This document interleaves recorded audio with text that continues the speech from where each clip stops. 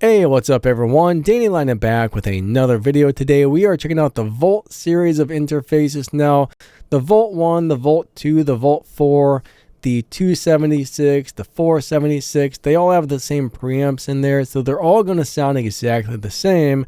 The 76 version basically has a nicer case with a better meter, and you also get that compressor, an analog compressor. Right here I have the Volt 476. And one of the things I don't really love about it is there's one phantom power button for both microphones. I really wish they both had their own phantom power button. And when you turn the unit off, well, the phantom power turns off. So every time you turn this on, you got to remember to press your phantom power button again if you're using a condenser microphone. Now, one of my favorite features, this thing has a really good meter, so you can actually see your levels quite easily. Most interfaces have a crappy meter, and on the back, there's actually a power switch. You just flip the switch to turn it on and off. You don't have to plug and unplug the USB cable like on almost all interfaces, so those two things are definitely a win. The built-in compressor, I actually love it. I think it's amazing. And the vintage mode, let's go ahead and turn that on right now so you can hear it. So right now we have the vintage mode on, and in order to get the full advantage of the compressor in the vintage mode, you do have to make sure you have the gain turned up high enough. If you don't, that compressor may not be kicking in, and the vintage mode isn't giving you that tube sound anymore. So when you're watching your meter up here, I think you really want to make sure you see the little yellow light kicking in.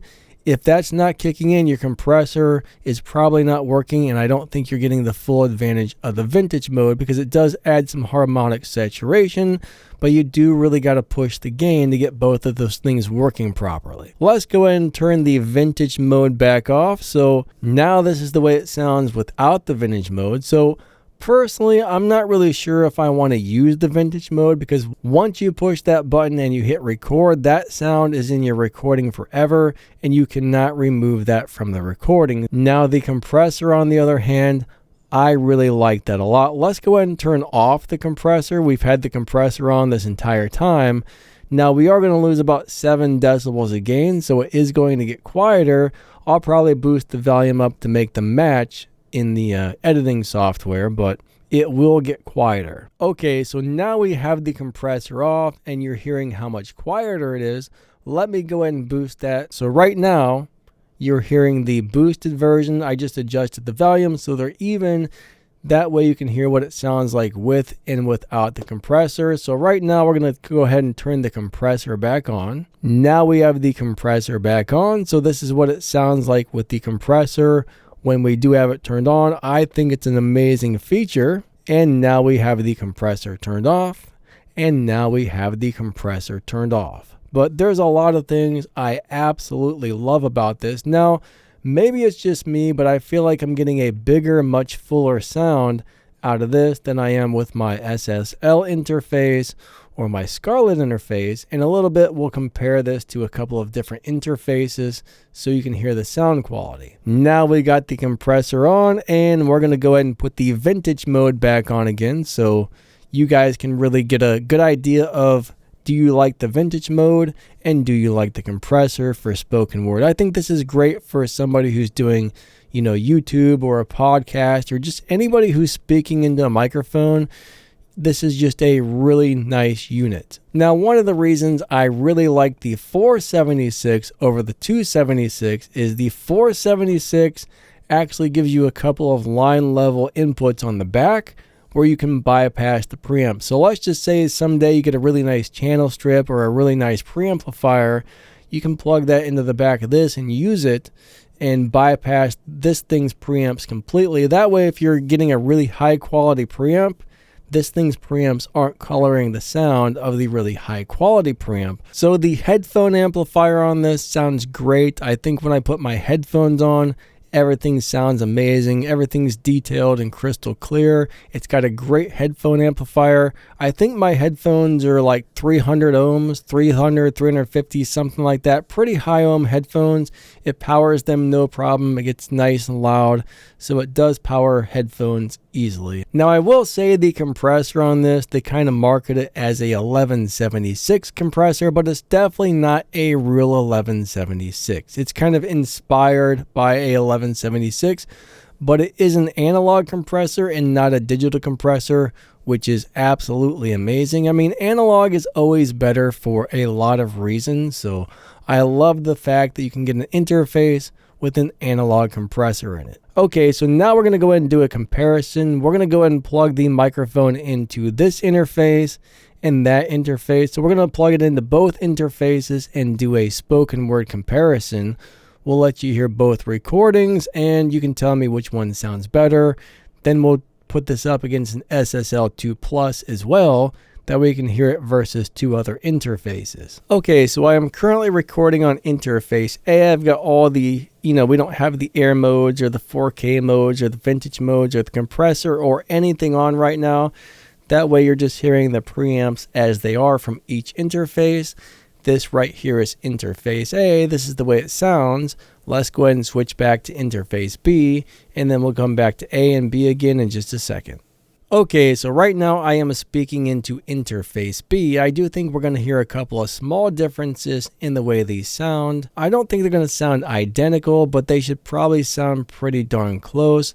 Let me know if you can hear a difference between the two interfaces. Let's go ahead and switch back to A for a minute. So let's go ahead and do that right now. And we are back on interface A for one more time. So this is interface A. Hopefully this gives you a really good idea of how each one of these interfaces sound, and if you think one of them sounds better than the other. So yeah, this is interface A. Let's switch back to B, and then we'll let you know which one was which. Okay, now we are back on interface B. Do you hear a difference? Do you like A or B better? We're going to let you know which one is which in just a minute here. So we are back on interface B right now, and B is actually the Volt and A is actually the Scarlett. So which one did you like better, the Volt or the Scarlett? Let me know in the comments. Okay, so now we're going to put this up against another audio interface, which is the SSL2 Plus. So one of these is going to be A and one of these is going to be B. I will let you guys know in just a minute, but let's go ahead and switch over to interface A. All right, so now we're speaking on interface A. We don't have any compressors on. We don't have the air mode on. We don't have the 4K mode. None of that stuff to change the way the preamps sound. You're hearing the preamp with no bells and whistles. That way you can just hear exactly how this sounds with no changing. So this is microphone A, or I should say audio interface A right here. So let's go ahead and switch over to B. Okay, so now I'm speaking in the audio interface B. We don't have any of the bells and whistles turned on. We don't have any air modes or vintage modes or 4K modes or anything like that turned on. We just want to hear the preamps, how clean and clear and detailed are the preamps without any of the bells and whistles. So this is microphone, or this is not microphone, this is interface B right here. This is interface B. Let's go ahead and switch back to A. Okay, now we are back on audio interface A. We are back on interface A, and this is the way it sounds. So hopefully this gives you a good idea of if you think the SSL or the Volt sounds better. I think the SSL is a great interface, but the Volt has the compressor and everything, which is pretty cool. But this is interface A. Let's switch back over to interface B. And now we are back on audio interface B. Again, we don't have any of the bells and whistles turned on, but this is interface B. And let's go ahead and reveal which one was which. Hopefully that gives you a good enough test. So let me know which one did you like better. Interface B in both tests is the Volt, right? So B was the Volt and the other B was the Volt. So I don't know, guys. Let me know. Let me know which one of the interfaces you liked best. All right, so now we're back on the Volt with the compressor on.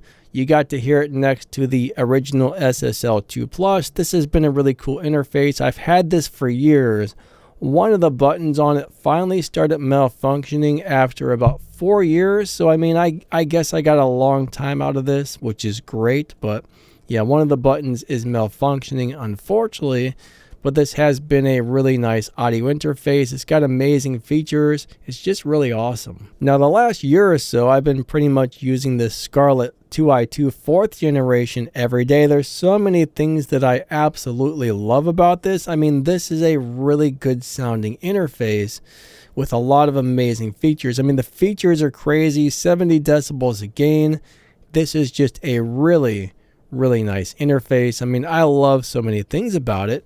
But it doesn't have a built-in compressor, which is a big old bummer. But honestly, I think when you're searching for an audio interface these days, the main thing is you want to find one that has the features that you like, right? You want to find one that has features that work for you. Do you need a monitor mix? Do you need loopback? I don't think the Volt has loopback, which is, it might. I don't know if it does or not, actually. I shouldn't say that. Let me hold on a second. No, I don't see loopback available. It doesn't give me the choice to choose loopback on my recording software, so I'm guessing it doesn't. But, you know, I don't really use that anyways. But as far as the compressor, though, I mean, it's amazing for spoken word. I mean, there's so many reasons why you want to run a compressor on your voice. It's not even funny, especially if you're like a YouTuber and you get loud during your videos. The compressor will turn you down so you're not busting people's ears and stuff like that. So it would be nice if there was like a compressor and a limiter. I mean, we're probably asking for too much right there, but that would be crazy cool if you could get a compressor and a limiter on an interface. That would be like the perfect one for YouTubers right there. But what it really boils down to is this Volt interface is great. It's got a built-in analog compressor. I mean, which one of these interfaces should you buy? Probably the one that has the features that you want because they all sound amazing. I don't know. It's a very hard choice between the three. There are definitely some things I like about the Scarlett. I love the software, all the different controls. I mean, I can control everything from the interface or from my computer software, which is amazing. Plus, the software gives you the monitor mix. But yeah, between the Scarlett and the Volt, that's a hard choice. I mean, the Scarlett has some stuff that the Volt doesn't as far as features, but the Volt also has things the Scarlett doesn't as far as features, but they both sound awesome.